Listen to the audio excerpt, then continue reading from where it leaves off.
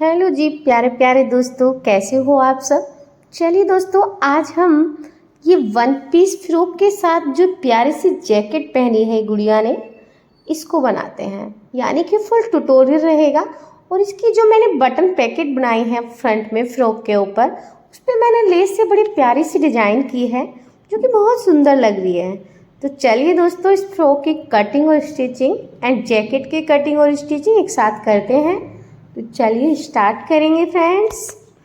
Channel को subscribe करना ना भूलें और मेरे चैनल को लाइक करें और शेयर भी करें।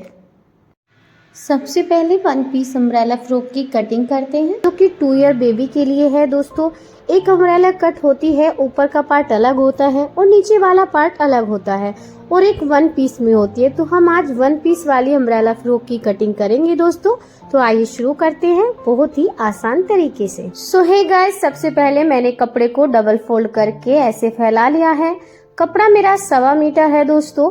आप अपने साइज के हिसाब से कपड़ा ले लीजिए और इसको फिर मैंने एक अच्छे से काइट की शेप में फैला देना है।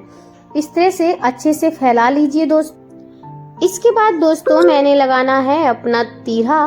तीरा हमारा 4 इंच पर है और सेम निशान मैंने थोड़ा नीचे जाके भी लगा लेना है। और इसके बाद तीरे को अच्छे से आप पहले सेट कर लीजिए।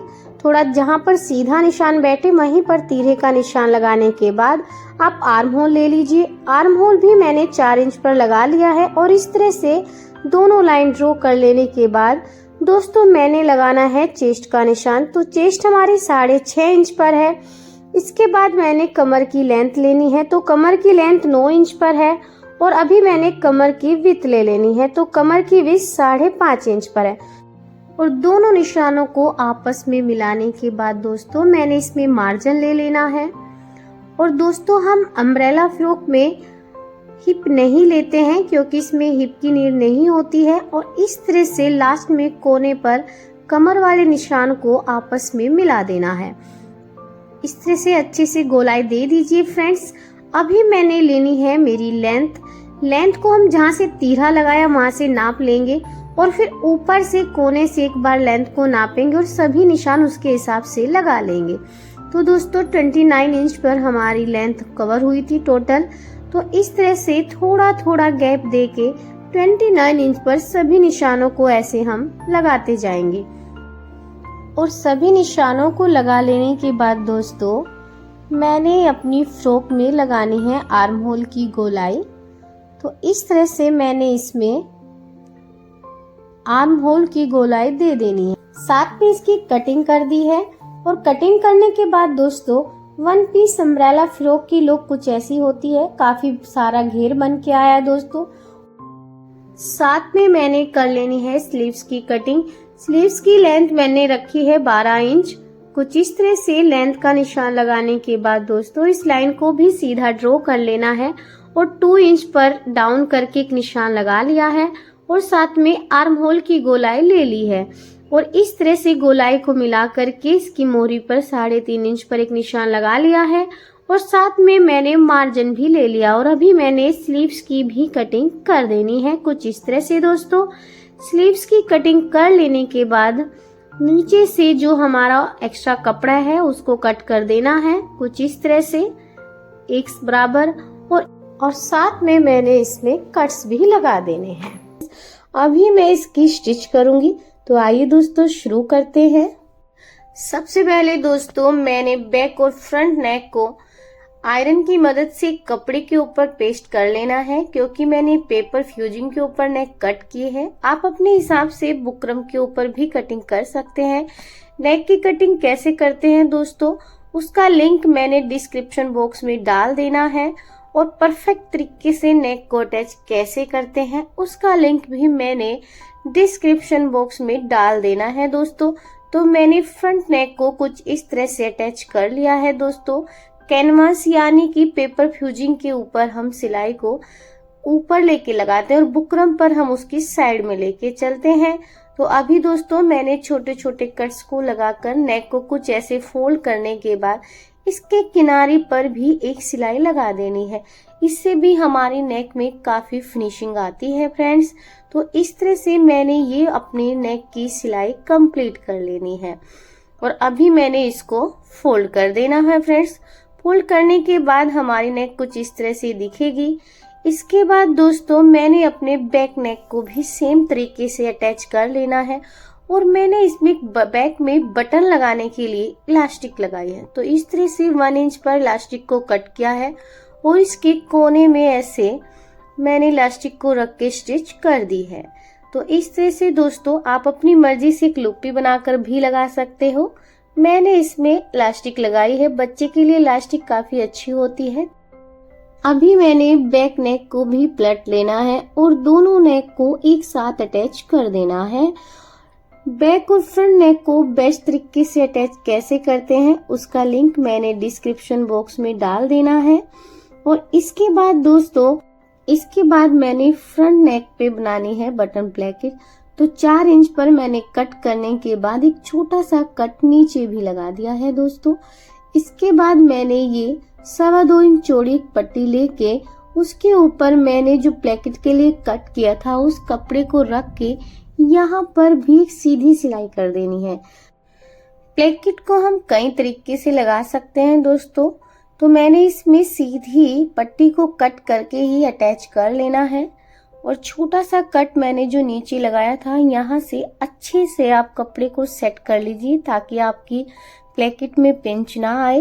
तो इस तरह से सिलाई कंप्लीट कर दीजिए और इसमें धागा कट करके जो एक्स्ट्रा कपड़ा है उसको भी कट कर लीजिए और यहाँ पर अच्छे से ऐसे फोल्ड करके और आधा इंच ऐसे फोल्ड करके यहाँ पर भी आप फिनिशिंग के साथ सिलाई कर दीजिए। तो फोल्ड अच्छे से कीजिए दोस्तों प्लेकेट में और यहाँ पर बहुत ही फिनिशिंग के साथ सिलाई कर दीजिए।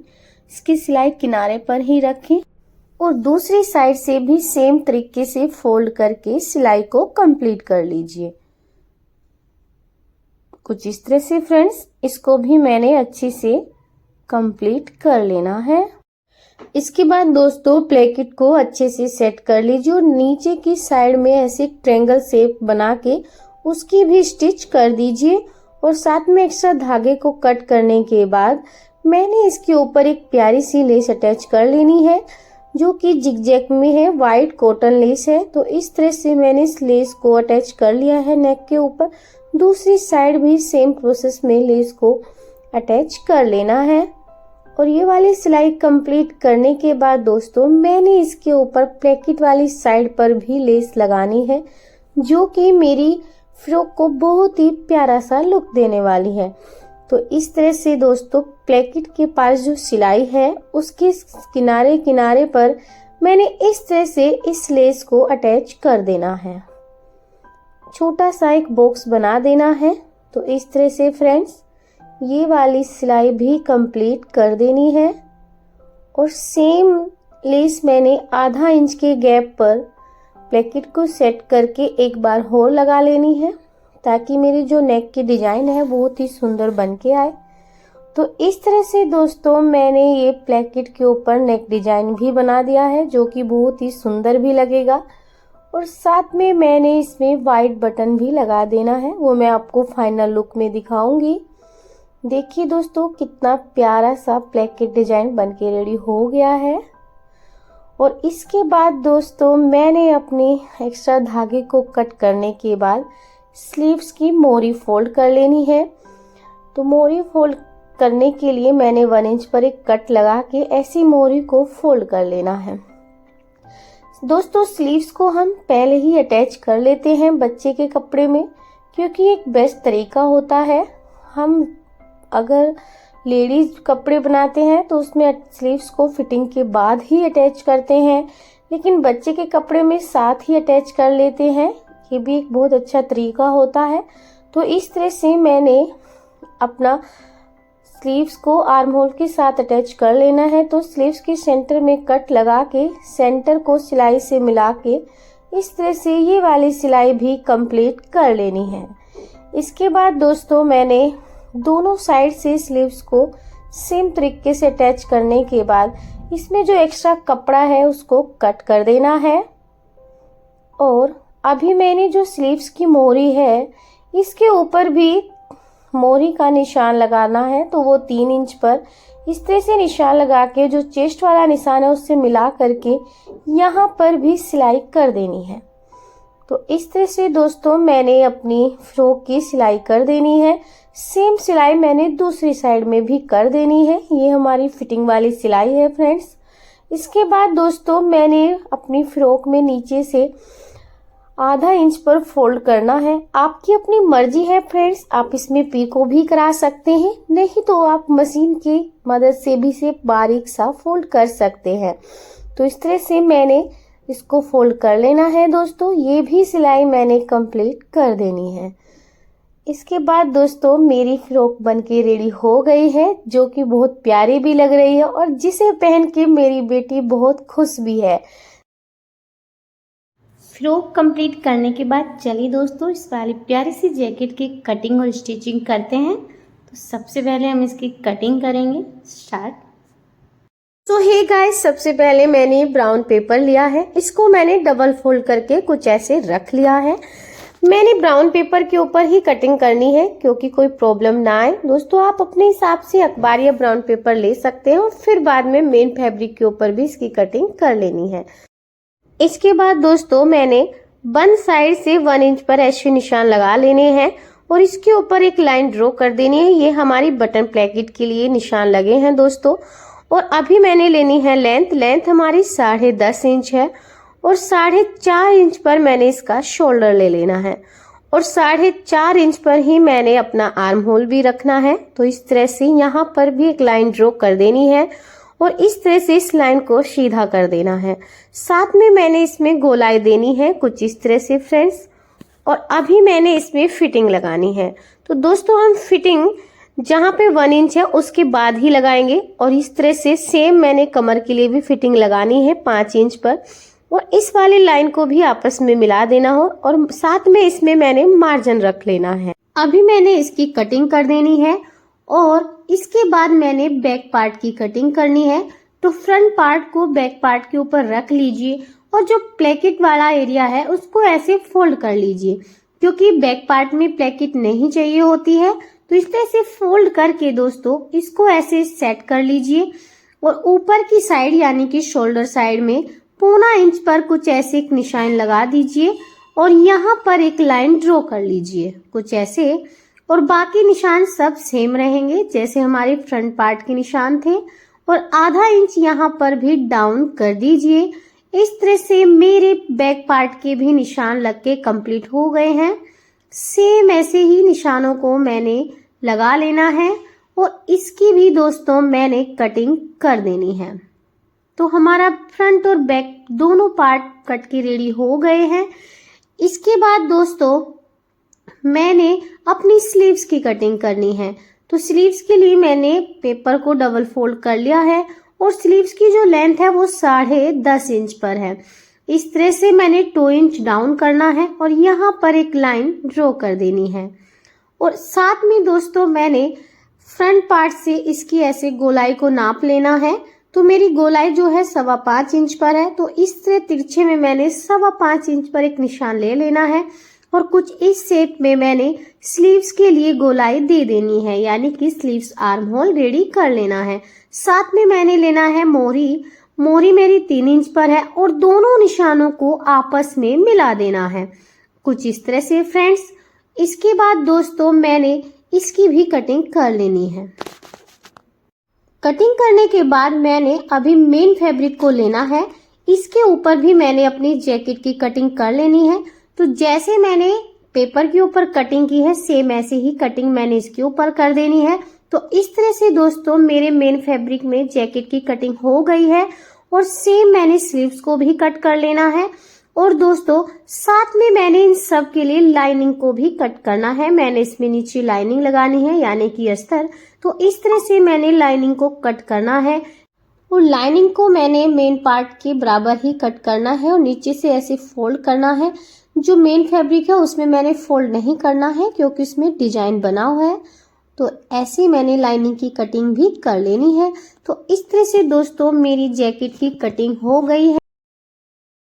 अभी हम इसकी सिलाई करते हैं। देखिए दोस्तों, सबसे पहले मैंने लाइनिंग वाले पार्ट में नीचे की साइड से ऐसे कपड़े को फोल्ड कर लेना है और इसके ऊपर स्टिच कर देनी है सीधी। इसके बाद दोस्तों मैंने इसके ऊपर मेन कपड़े को ऐसे अच्छे से सेट करना है और चारों साइड से इसको इससे सिलाई कर देनी है, यानी कि इसके ऊपर मैंने कच्चा करना है। तो इस तरह से दोस्तों मैंने इसके ऊपर फिनिशिंग के साथ सिलाई करनी है।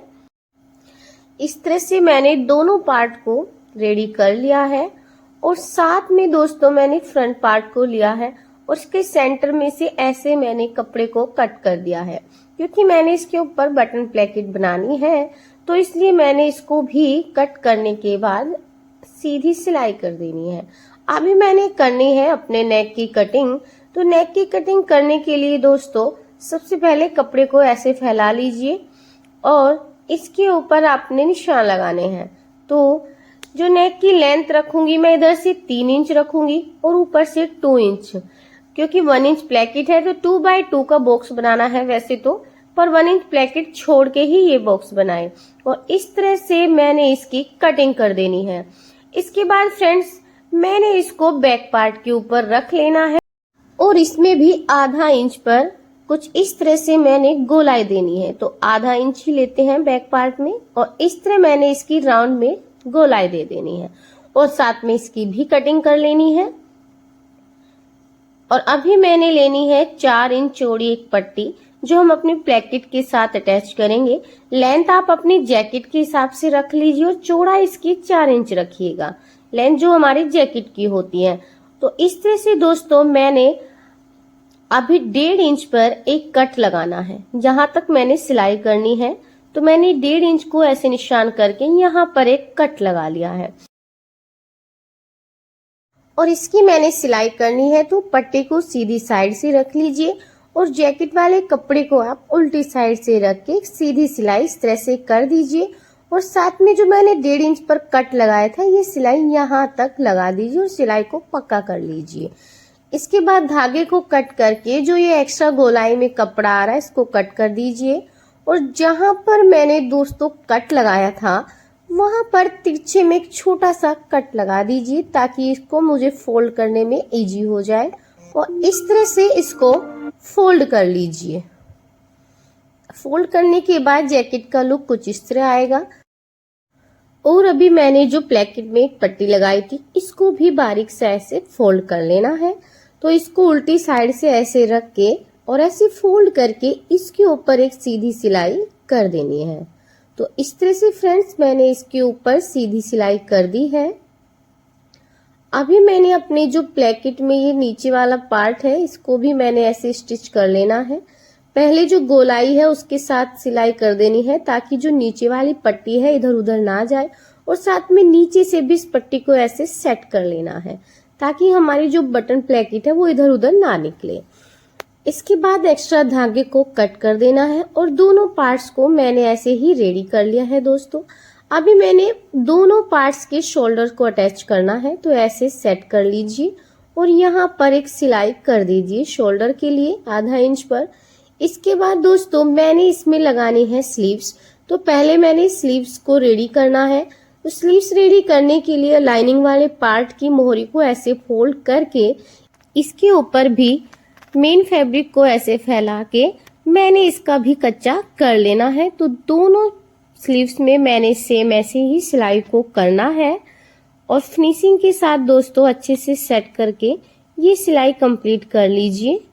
और अभी मैंने दोस्तों अपनी स्लीव्स को अपनी जैकेट के साथ अटैच करना है। तो उसके लिए मैंने स्लीव्स को फोल्ड करके सेंटर में ऐसे कट लगा लिया है, क्योंकि बच्चे की जैकेट में दोस्तों हम स्लीव्स को पहले ही अटैच कर देते हैं और इस तरह से कट को सिलाई के साथ मिला के इसकी मैंने इधर की साइड से सिलाई कर देनी है। तो अच्छे से सेट कर लीजिए और इसकी सिलाई कर दीजिए। सेम सिलाई मैंने इसी स्लीव्स की दूसरी साइड में भी करनी है। और ये स्लीव्स अटैच करने के बाद दोस्तों मैंने मोहरी का नाप लेना है। तो मोहरी हमारी 3 इंच पर है कुछ इस तरह से, और इसके ऊपर भी मैंने कुछ सिलाई कर देनी है। ये निशान मैंने चेस्ट वाले निशान से मिलाकर यहाँ पर सिलाई कंप्लीट कर दी है। तो इस तरह से दोस्तों मेरी जैकेट की सिलाई कंप्लीट हो गई है।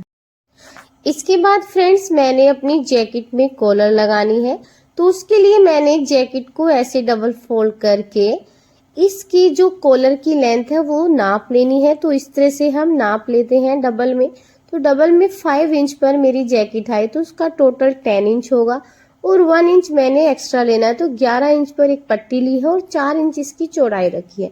इसको मैंने अच्छे से डबल फोल्ड कर लिया है और फिर से एक 4 फोल्ड ऐसे कर लेना है और इसको अच्छे से रख के ओपन वाली साइड से आधा इंच पर एक निशान लगाना है और इस निशान में ऐसे हल्की सी गोलाई दे देनी है और सेम मैंने इसकी कटिंग कर देनी है। तो इस तरह से हमारे कॉलर की कटिंग हो गई। साथ में करनी है मैंने इसकी सिलाई, तो हल्का सा एक पैर के बराबर फोल्ड करके ऐसे इसको एक सिलाई कर दीजिए। सेम मैंने दूसरी साइड में भी कर लेना है दोस्तों। और अभी मैंने इसको दूसरी साइड से पलट लेना है कुछ इस तरह से। फ्रेंड्स ये हमारा कॉलर दोनों साइड से पलटने के बाद कुछ ऐसा लगेगा और ये वाला पार्ट मैंने फोल्ड कर देना है। अभी मैंने इसके सेंटर में एक छोटा सा कट लगा लेना है फ्रेंड्स और अपनी जैकेट के साथ मैंने इसको अटैच करना है। तो हमारा जो जैकेट का सेंटर है उसमें भी एक आप छोटा सा कट लगा लीजिए और कट लगाने के बाद दोनों को स्टिच कर देना है। यानी कि जो कॉलर में कट लगाया था और जैकेट वाले कट के साथ मिला करके मैंने इसको ऐसे स्टिच कर लेना है। मैंने इसकी सिलाई सेंटर से स्टार्ट की है ताकि हमारी जो कॉलर है एक बराबर आए। तो इस तरह से सेंटर से सिलाई को स्टार्ट करके और जहां तक मैंने 1.5 इंच के बाद एक कट लगाया था और एक्स्ट्रा कपड़े को बाहर निकाल लिया था, वहां तक ना तो जैकेट वाले कपड़े को खींचिए और ना कॉलर को, दोनों को अच्छे से सेट करके अपनी सिलाई कंप्लीट कर लीजिए। और सेम सिलाई मैंने दूसरी साइड में भी कर देनी है क्योंकि मैंने सिलाई को सेंटर से स्टार्ट किया था। तो ऐसे ही मैंने दूसरी साइड में भी सिलाई को कंप्लीट कर लेना है कुछ इस तरह से फ्रेंड्स। और अभी मैंने अपनी कॉलर को ऊपर की साइड से ऐसे स्टिच करना है। उसके लिए एक्स्ट्रा धागे को कट कर दीजिए और अच्छे से अपने कोनों को निकाल लीजिए। यानी कि कॉलर के जो कॉर्नर होते हैं उनको निकाल लेने के बाद ऐसे मैंने यहाँ पर अच्छे से सेट करके कॉलर को स्टिच कर देना है। और मैंने उतना ही फोल्ड करना है फ्रेंड्स जितना इंच पर मैंने सिलाई को लिया। यानी कि एक पैर की सिलाई मैंने कॉलर को अटैच करते टाइम ली थी और एक पैर के बराबर ही मैंने कपड़े को फोल्ड कर देना है। तो इस तरह से अपने कपड़े को फोल्ड कर लीजिए फिनिशिंग के साथ और अच्छे से दोनों साइड से कोनों को ऐसे सेट कर लीजिए फ्रेंड्स। और यहाँ पर अपनी सिलाई कंप्लीट कर लीजिए। इस तरह से सेट कीजिएगा और ये भी सिलाई कंप्लीट कर लीजिएगा बहुत ही फिनिशिंग के साथ। इस तरह से दोस्तों मेरी जैकेट की सिलाई कंप्लीट हो गई है और मेरी जैकेट बनने के बाद बहुत ही सुंदर लग रही है। आप भी ट्राई करें दोस्तों। ये जो जैकेट होती है ये ना हमारी हल्की सर्दी के लिए भी बड़ी बेनिफिट रहती है क्योंकि सर्दी में क्या होता है बच्चे के हाफ स्लीव्स के कपड़े रहते हैं या फुल स्लीव्स भी रहे तो हल्की ठंडी लगती है। मन डरता रहता है कि अपने बच्चे को हल्का सा कुछ और डाल दें, तो उसके लिए बहुत अच्छी होती है। हल्की सर्दी के लिए आप डबल लेयर डाल सकते हो, ज़्यादा सर्दी भी नहीं लगेगी और गर्मी भी नहीं लगेगी। बहुत ही बेस्ट आइडिया है दोस्तों, तो आप लोग भी ट्राई करें और चैनल को सब्सक्राइब करना ना भूलें। Thank you for watching, bye bye.